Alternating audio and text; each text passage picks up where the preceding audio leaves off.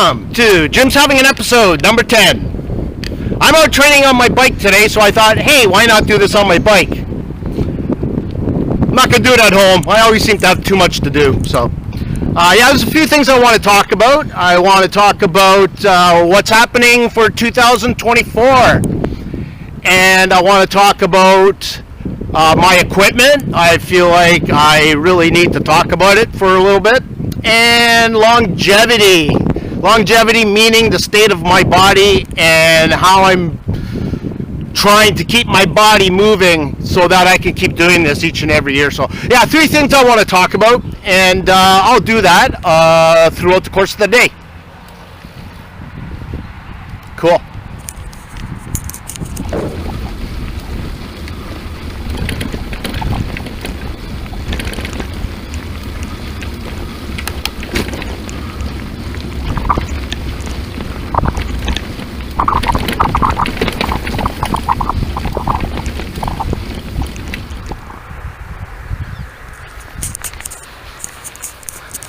$2,024. So what do I got lined up? Not much.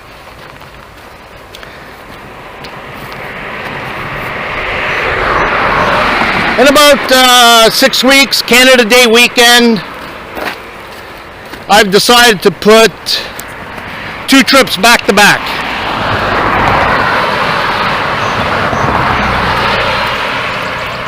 It'll work out to be about 800 kilometers.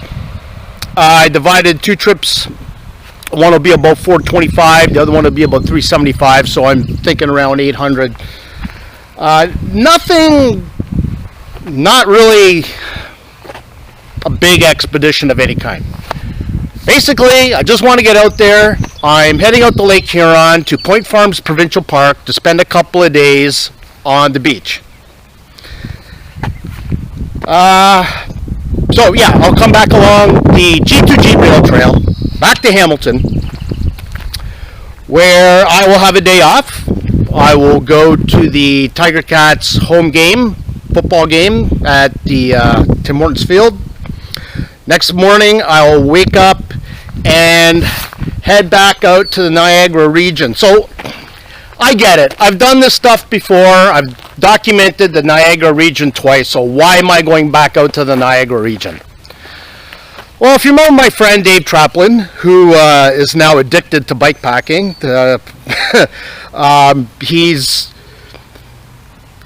knows now what I've been trying to describe to him about being out on the road. And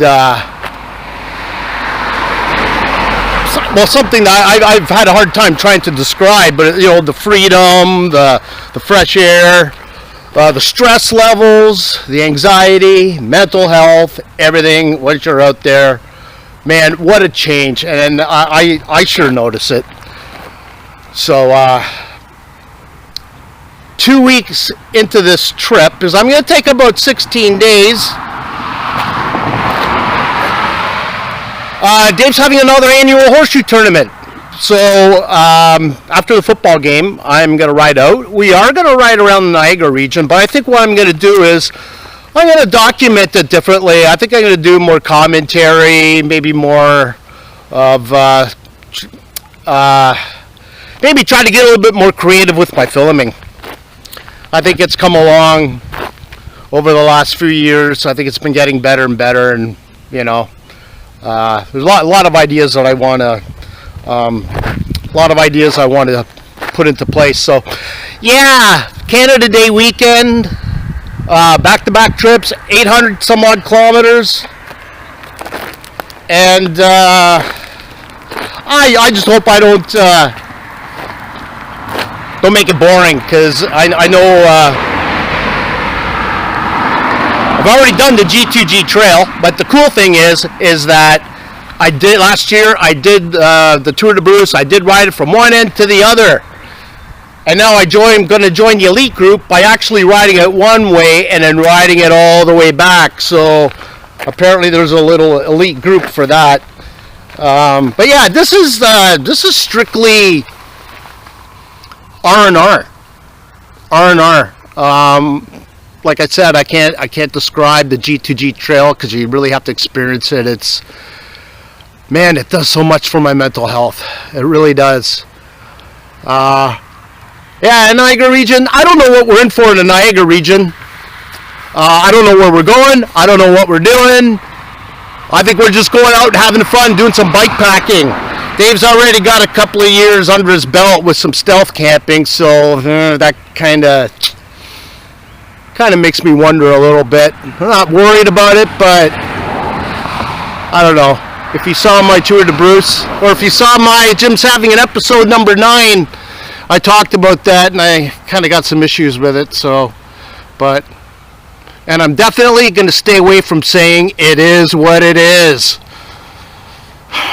After watching the tour of the Bruce, I'm like, I got to come up with some other catch lines. So, yeah, I'm just 6 weeks away, and I think that's pretty much it for now. I might maybe later in August or early September, might just book a cabin at a local campground. Actually, the one I'm thinking about, it's not really local. It's about 50 kilometers out of town.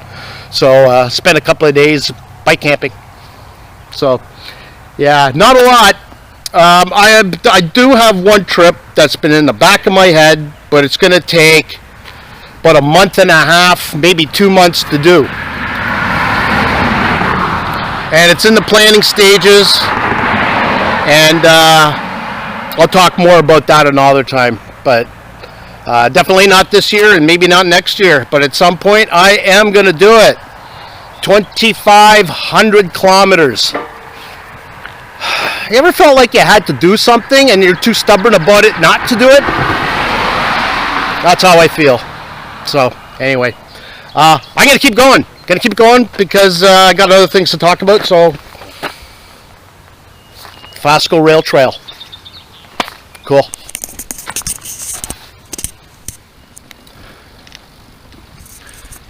You know, the cool thing about using my hand as a camera mount is that it takes a lot of the shock away. I think I started doing that a couple of years ago. I think I did a little bit of that on my White River trip. Stopped using the mounts that were on my bike unless I needed to keep both hands on the bars. But I use my hands more. I'm pretty sure I talked about that once or twice before. I don't know. I don't remember. I may be repeating myself. The camera I'm using is a Drift Ghost camera. It doesn't have, what do they call it? Anti-shock. Some of the more high-end cameras have what they call, I guess, anti-shock. Or might correct myself later in the little comments, but yeah, you can ride a long rail trail such as this, and it'll keep the camera still. It won't be all this bouncing around stuff. So maybe one day, but I think that's going to fall into the next category. My equipment. A little bit later.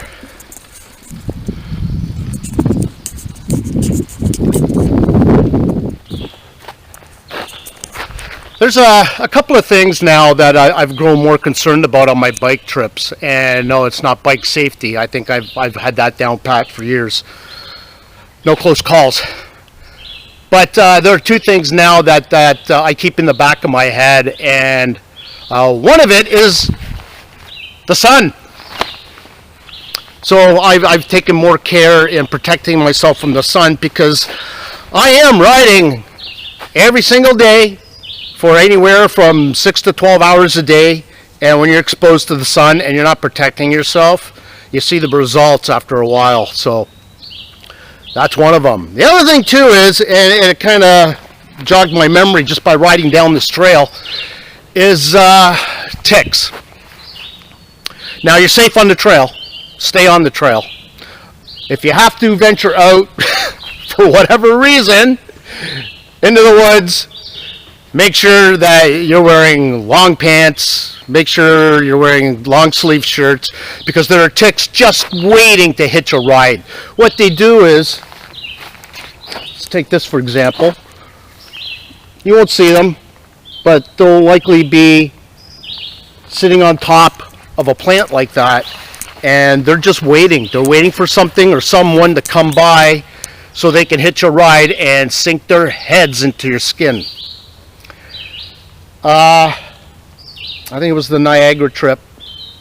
I was riding along. I just think I came off a rail trail, and I think I came into contact with some shrubbery foliage, and I ended up finding some sort of black dot on my shin, right down there somewhere, and I felt it, didn't know what it was, and I just swiped it. Within about an hour or two, my whole right leg went numb. And that was at my campsite. I realized I was like dragging my feet along. At the time, I didn't know why this was happening, but then I just realized ticks. You took that tick and you just swiped them off. And I'm no professionables.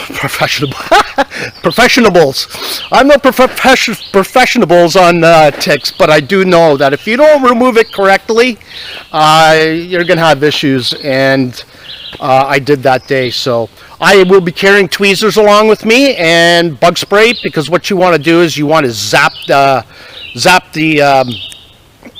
tick. You want to more or less like stun it or make it kind of, can't remember what the word was, but you want to kind of like stun them a little bit, make them like a little groggy, so that you can get in there with your tweezers and just pick him off and discard them, and then you should be fine. So yeah, I have found ticks on me before, but I caught them before they could sink their heads into my skin. So yeah, so just another couple of things to worry about, especially this year, because my trip is in July. My trips are usually 2 weeks leading up to Labor Day weekend in September. 2 weeks in August, and things have more or less calmed down a little bit. Ticks never calm down, okay? Black flies are gone. Mosquitoes, not so bad anymore, but they still exist. But ticks, they're always there. They're always around, and they're waiting. So not taking any more chances with that. I think that's it.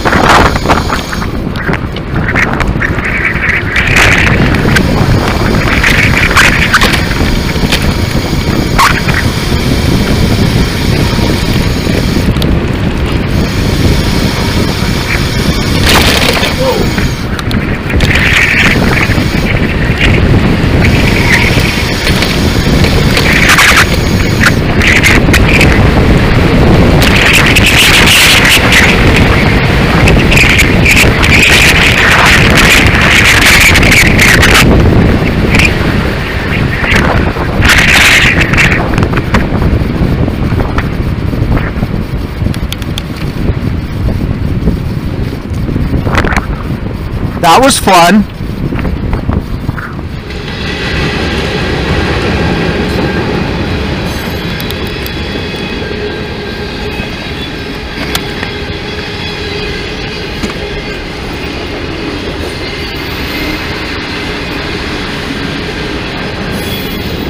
Sunday morning, probably afternoon now. And this is a really, really long train. I can't get too close because my mind can't seem to process the speed at which that train is moving in front of me, and I will pass out. I learned my lesson once. No, I think I'm just going to wait right here.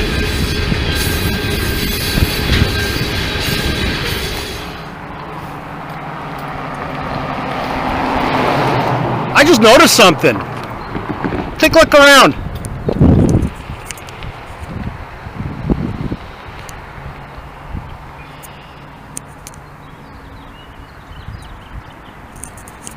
What am I getting into here? It doesn't look like fog. I mean, that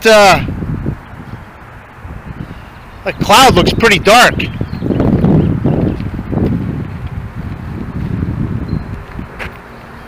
If there was fog, it would have been up on that escarpment. We're down lower. We're likely to get any fog down here at all, so, or less likely to have fog down here. But this, and I smell something too, you know. What am I breathing?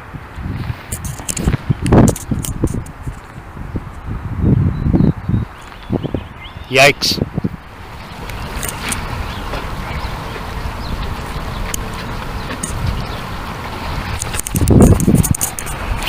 Well, I was hoping to show you a sunny day's view of our waterfront. We don't have one. Where did it go?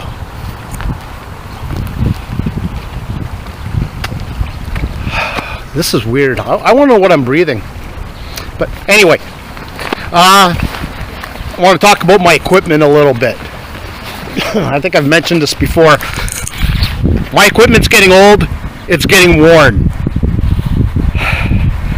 I'm hoping that I can make it through one more season before I'm going to have to replace everything. And that's including clothes, panniers, tires. Well, actually, these tires I put on recently, they're worn, but I don't want to use my new tires before I go on any trips. So why not use up the old ones while you're training and then make the switch before I go. So my panniers. These are my dry bags. Okay, they're not so dry anymore. They got holes. I've had to patch the bottom with seam sealant right up all around here. Big gaping hole in the bottom. These things here are more like a tension. When I go to put my bags on, they actually go up and down, so I can hook them, pull them up, and latch them on top of my my rack there. So, but they have snapped. I think this happened on my tour to Bruce. So, and this one, well, yeah, she's ready to go. I'm gonna have to fix that up. So, these bags, everything is glued together. These pockets, they're glued. Okay, I had to go. See, coming apart. I literally had to go and re-glue the bags back on, and see they're coming back apart again. So,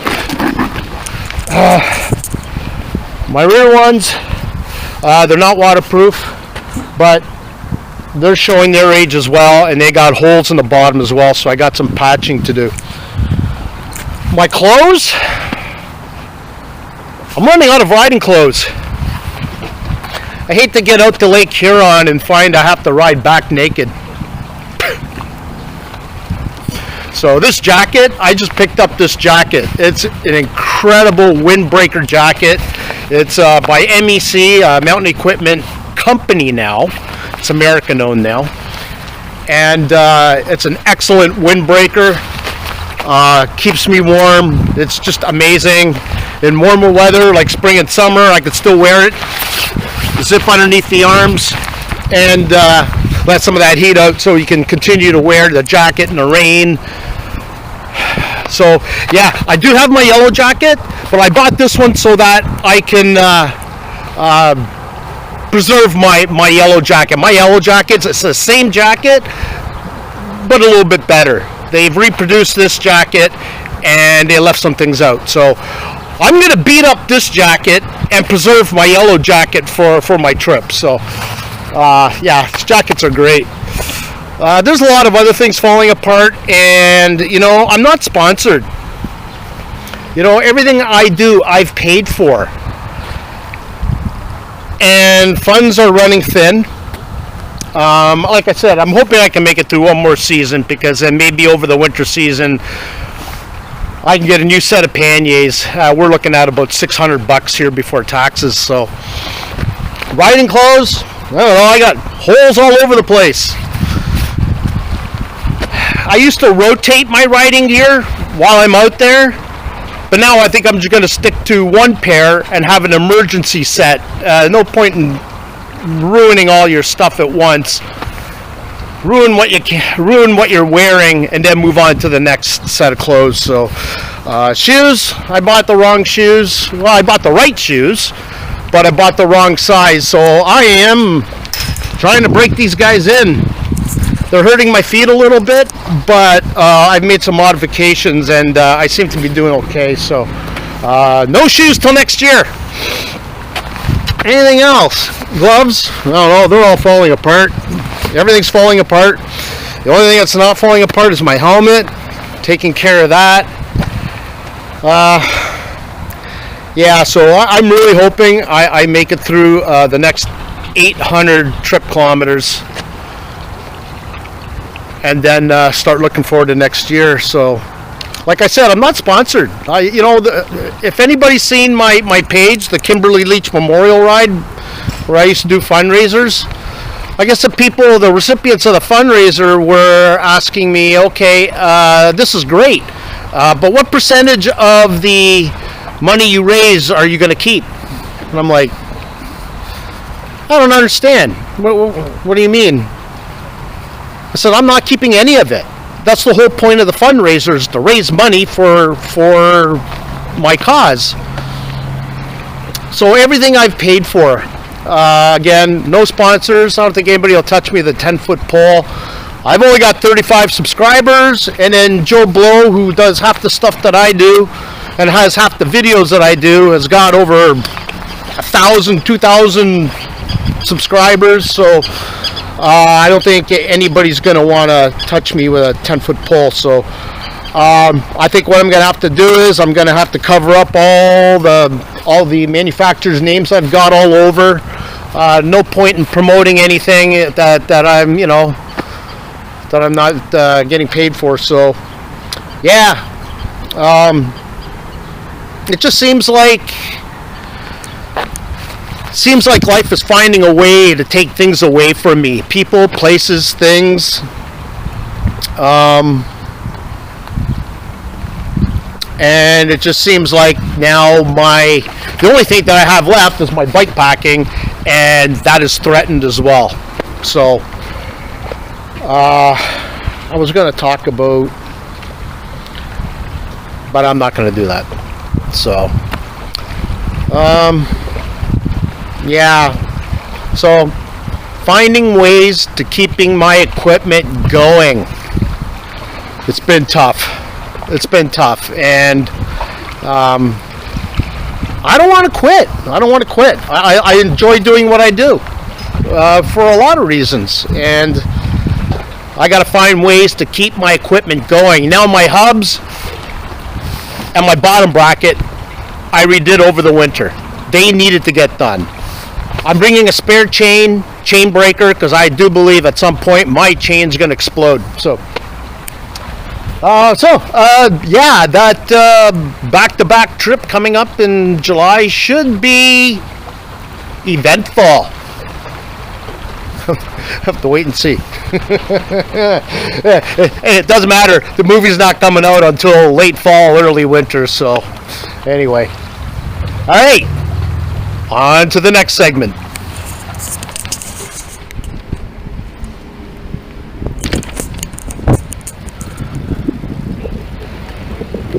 I do remember. I do remember this morning when I woke up. I went on the Weather Channel and there was a fog advisory. So don't listen to me. I just don't know why it was brown and it smelled funny, but I've been living in this town long enough to distinguish the scent of the air.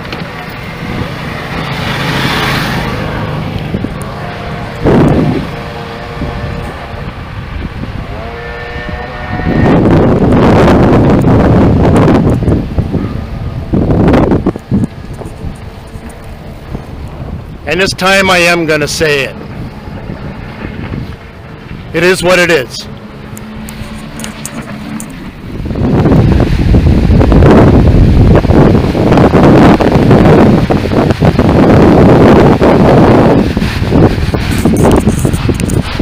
Okay, lastly what I want to talk about is longevity. Don't even know if I picked the right word, but I don't care. So what do I mean by longevity? I mean, I hope I can keep doing this forever. I was going to say 20 to 25 years, but I'd be selling myself short. The important thing to be able to do that is you got to keep your body moving. You got to move. You know, every day, whatever it is you like to do, you got to do it and keep doing it. I mean, sure, you can have your days off. You got to have your days off. You know, you got to recover. But the minute you stop, you're going to have to make all that back up again. I did not have a good winter. Okay, it was far from healthy. So I pulled my bike out in the spring and I started riding. I know where my body should be.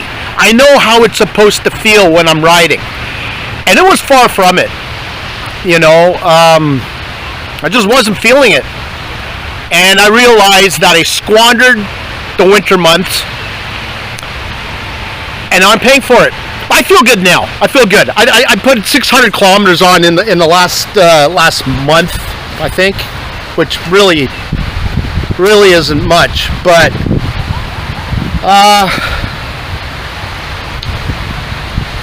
I didn't have a healthy winter, so now I'm paying for it. I always said that I want to use winter to be ready for spring, not use spring to get ready for summer, because that's not what you want to do. You want to take what you did leading up to winter time and carry that over into the spring.